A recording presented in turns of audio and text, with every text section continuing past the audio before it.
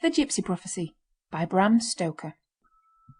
"I really think," said the doctor, "that, at any rate, one of us should go and try whether or not the thing is an imposture." "Good," said Considine. "After dinner we will take our cigars and stroll over to the camp." Accordingly, when the dinner was over and the La Tour finished, Joshua Considine and his friend, Dr. Burleigh, went over to the east side of the moor, where the gipsy encampment lay. As they were leaving, Mary Considine, who had walked as far at the end of the garden where it opened into the laneway, called after her husband: "Mind, Joshua, you are to give them a fair chance, but don't give them any clue to a fortune, and don't you get flirting with any of the gipsy maidens, and take care to keep Gerald out of harm." For answer Considine held up his hand, as if taking a stage oath, and whistled the air of the old song, The Gipsy Countess. Gerald joined in the strain, and then, breaking into merry laughter, the two men passed along the laneway to the common, turning now and then to wave their hands to Mary, who leaned over the gate, in the twilight, looking after them. It was a lovely evening in the summer. The very air was full of rest and quiet happiness, as though an outward type of the peacefulness and joy which made a heaven of the home of the young married folk. Considine's life had not been an eventful one. The only disturbing element which he had ever known was in his wooing of Mary Winston, and the long-continued objection of her ambitious parents, who expected a brilliant match for their only daughter. When Mr. and Mrs. Winston had discovered the attachment of the young barrister, they had tried to keep the young people apart, by sending their daughter away for a long round of visits, having made her promise not to correspond with her lover during her absence. Love, however, had stood the test. Neither absence nor neglect seemed to cool the passion of the young man, and jealousy seemed a thing unknown to his sanguine nature. So, after a long period of waiting, the parents had given in, and the young folk were married. They had been living in the cottage a few months, and were just beginning to feel at home. Gerald Burleigh, Joshua's old college chum, and himself sometime victim of Mary's beauty, had arrived a week before, to stay with them for as long a time as he could tear himself away from his work in London. When her husband had quite disappeared, Mary went into the house and, sitting down at the piano, gave an hour to Mendelssohn. It was but a short walk across the common, and before the cigars required renewing, the two men had reached the gipsy camp. The place was as picturesque as gipsy camps, when in villages and when business is good, usually are. There were some few persons round the fire, investing their money in prophecy, and a large number of others, poorer or more parsimonious, who stayed just outside the bounds, but near enough to see all that went on. As the two gentlemen approached, the villagers, who knew Joshua, made way a little, and a pretty keen-eyed gipsy girl tripped up and asked to tell their fortunes. Joshua held out his hand, but the girl, without seeming to see it, stared at his face in a very odd manner. Gerald nudged him. "You must cross her hand with silver," he said. "It is one of the most important parts of the mystery." Joshua took from his pocket a half-crown and held it out to her, but, without looking at it, she answered: "You have to cross the gipsy's hand with gold." Gerald laughed. "You are at a premium as a subject," he said.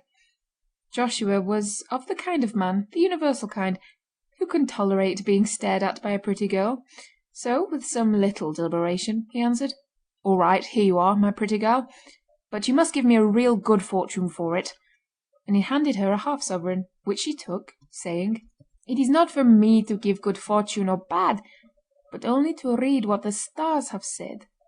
She took his right hand and turned it palm upward, but the instant her eyes met it she dropped it as though it had been red-hot, and with a startled look glided swiftly away. Lifting the curtain of the large tent, which occupied the centre of the camp, she disappeared within. "Sold again?" said the cynical Gerald. Joshua stood a little amazed and not altogether satisfied. They both watched the large tent. In a few moments there emerged from the opening, not the young girl, but a stately-looking woman of middle age and commanding presence. The instant she appeared the whole camp seemed to stand still. The clamour of tongues, the laughter and noise of the work were, for a second or two, arrested, and every man or woman who sat or crouched or lay stood up and faced the imperial-looking gipsy. "The Queen, of course," murmured Gerald. "We are in luck tonight." The gipsy queen threw a searching glance around the camp, and then, without hesitating an instant, came straight over and stood before Joshua. "Hold out your hand," she said in a commanding tone. Again Gerald spoke sotto voce. "I have not been spoken to in that way since I was at school. Your hand must be crossed with gold?" 100% at this game," whispered Gerald, as Joshua laid another half-sovereign on his upturned palm. The gipsy looked at the hand with knitted brows, then suddenly looking up into his face said, "Have you a strong will? Have you a true heart that can be brave for one you love?" "I hope so, but I'm afraid I have not vanity enough to say yes." "Then I will answer for you, for I read resolution in your face, resolution desperate and determined if need be. You have a wife you love?" "Yes," emphatically. "Then leave her at once. Never see her face again. Go from her now, while love is fresh and your heart is free from wicked intent. Go quick, go far, and never see her face again." Joshua drew away his hand quickly and said, "Thank you," stiffly but sarcastically, as he began to move away. "I say," said Gerald, "you're not going like that, old man. No use in being indignant with the stars or their prophet. And, moreover, your sovereign, what of it? At least, hear the matter out." "Silence, ribald!" commanded the queen. "You know not what you do. Let him go, and go ignorant if he will not be warned." Joshua immediately turned back. "At all events, we will see this thing out," he said. "Now, madam, you have given me advice, but I paid for a fortune." "Be warned," said the gipsy. "The stars have been silent for long. Let the mystery still wrap them round." "My dear madam, I do not get within touch of a mystery every day, and I prefer for my money knowledge rather than ignorance. I can get the latter commodity for nothing when I want any of it." Gerald echoed the sentiment. "As for me, I have a large and unsaleable stock on hand." The gipsy queen eyed the two men sternly, and then said, "As you wish. You have chosen for yourself, and have met warning with scorn, and appeal with levity. On your own heads be the doom."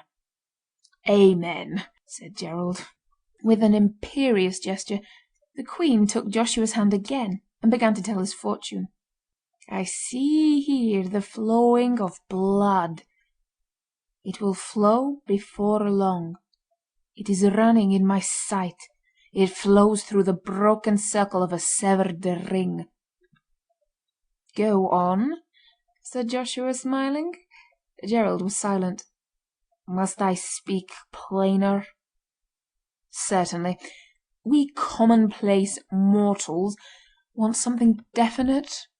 The stars are a long way off, and their words get somewhat dulled in the message." The gipsy shuddered, and then spoke impressively.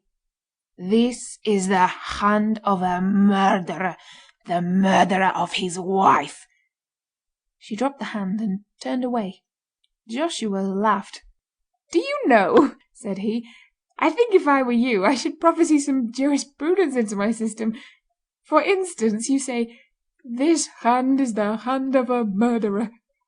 Well, whatever it may be in the future, or potentially, it is at present not one. You ought to give your prophecy in such terms as 'the hand which will be a murderer's,' or rather, 'the hand of one who will be the murderer of his wife.' The stars are not really good on technical questions."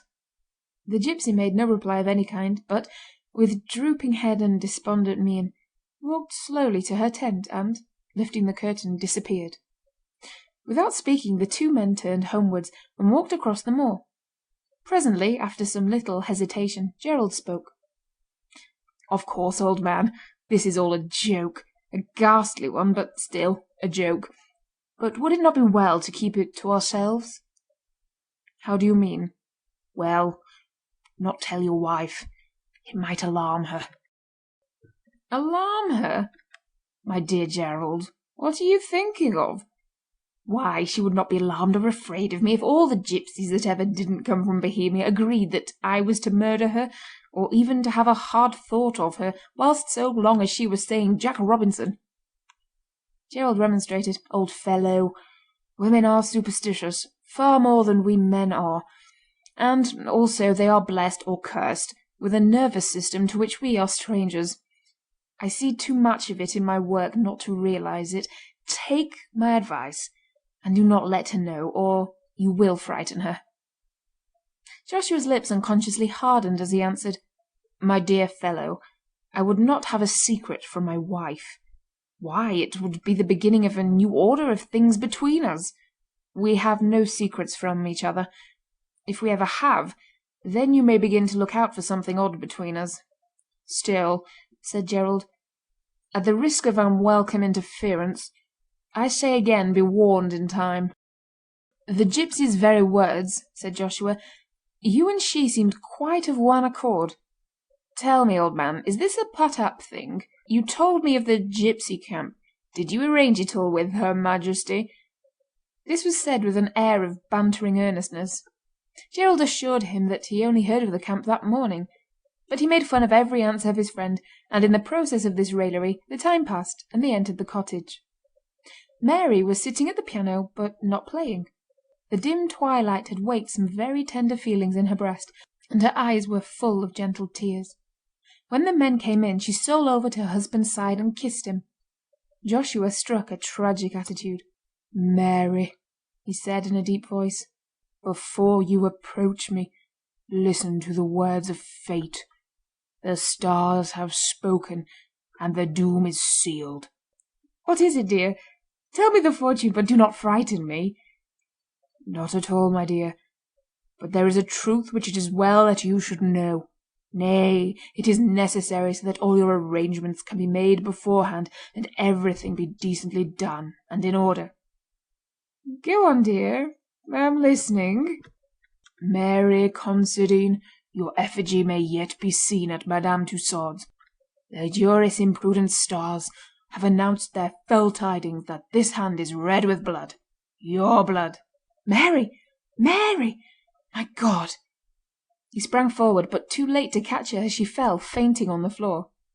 "I told you," said Gerald. "You don't know them as well as I do." After a little while Mary recovered from her swoon, but only to fall into strong hysterics in which she laughed and wept and raved and cried, "Keep him from me, Joshua, my husband!" and many other words of entreaty and of fear. Joshua Considine was in a state of mind bordering on agony, and when at last Mary became calm he knelt by her and kissed her feet and hands and hair, and called her all the sweet names and said all the tender things his lips could frame. All that night he sat by her bedside and held her hand. Far through the night and up to the early morning she kept waking from sleep and crying out as if in fear, till she was comforted by the consciousness that her husband was watching beside her. Breakfast was late the next morning, but during it Joshua received a telegram which required him to drive over to Withering, nearly 20 miles. He was loath to go, but Mary would not hear of his remaining, and so before noon he drove off in his dog-cart alone. When he was gone Mary retired to her room. She did not appear at lunch, but when afternoon tea was served on the lawn under the great weeping willow, she came to join her guest. She was looking quite recovered from her illness of the evening before. After some casual remarks she said to Gerald, "Of course it was very silly about last night, but I could not help feeling frightened. Indeed, I would feel so still if I let myself think of it. But after all these people may only imagine things, and I have got a test that can hardly fail to show that the prediction is false. If indeed it be false," she added sadly. "What is your plan?" asked Gerald. "I shall go myself to the gipsy camp and have my fortune told by the Queen." "Capital. May I go with you?" "Oh no! That would spoil it. She might know you and guess at me, and suit her utterance accordingly. I shall go alone this afternoon." When the afternoon was gone Mary Considine took her way to the gipsy encampment. Gerald went with her as far as the near edge of the common, and returned alone. Half an hour had hardly elapsed when Mary entered the drawing-room, where he lay on a sofa reading. She was ghastly pale, and was in a state of extreme excitement. Hardly had she passed over the threshold when she collapsed and sank moaning on the carpet. Gerald rushed to aid her, but by a great effort she controlled herself and motioned him to be silent. He waited, and his ready attention to her wish seemed to be her best help, for in a few minutes she had somewhat recovered, and was able to tell him what had passed. "When I got to the camp," she said, "there did not seem to be a soul about. I went into the centre and stood there. Suddenly a tall woman stood beside me. 'Something told me I was wanted,' she said. I held out my hand and laid a piece of silver on it. She took from her neck a small golden trinket and laid it there also, and then, seizing the two, threw them into the stream that ran by. Then she took my hand in hers and spoke, "Naught but blood in this guilty place," and turned away. I caught hold of her and asked her to tell me more. After some hesitation she said, "Alas, alas! I see you lying at your husband's feet, and his hands are red with blood." Gerald did not feel at all at ease, and tried to laugh it off. "Surely," he said, "this woman has a craze about murder." "Do not laugh," said Mary, "I cannot bear it." And then, as if with a sudden impulse, she left the room. Not long after, Joshua returned, bright and cheery, and as hungry as a hunter after his long drive. His presence cheered his wife, who seemed much brighter, but she did not mention the episode of the visit to the gipsy camp, so Gerald did not mention it either. As if by tacit consent, the subject was not alluded to during the evening, but there was a strange, settled look on Mary's face, which Gerald could not but observe. In the morning Joshua came down to breakfast later than usual. Mary had been up and about the house from an early hour, but as the time drew on she seemed to get a little nervous, and now and again threw around an anxious look. Gerald could not help noticing that none of those at breakfast could get on satisfactorily with their food. It was not altogether that the chops were tough, but that the knives were all so blunt. Being a guest, he, of course, made no sign, but presently saw Joshua draw his thumb across the edge of his knife in an unconscious sort of way.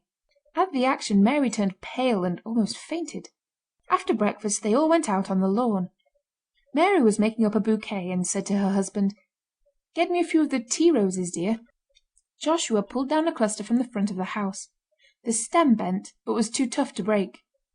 He put his hand in his pocket to get his knife, but in vain. "Lend me your knife, Gerald," he said, but Gerald had not got one, so he went into the breakfast room and took one from the table. He came out feeling its edge and grumbling, "What on earth has happened to all the knives? The edges seem all ground off." Mary turned away hurriedly and entered the house.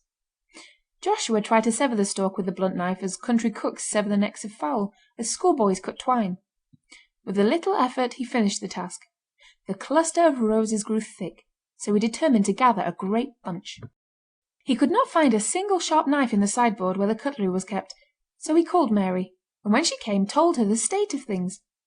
She looked so agitated and so miserable that he could not help knowing the truth, and, as if astounded and hurt, asked her, "Do you mean to say that you have done it?"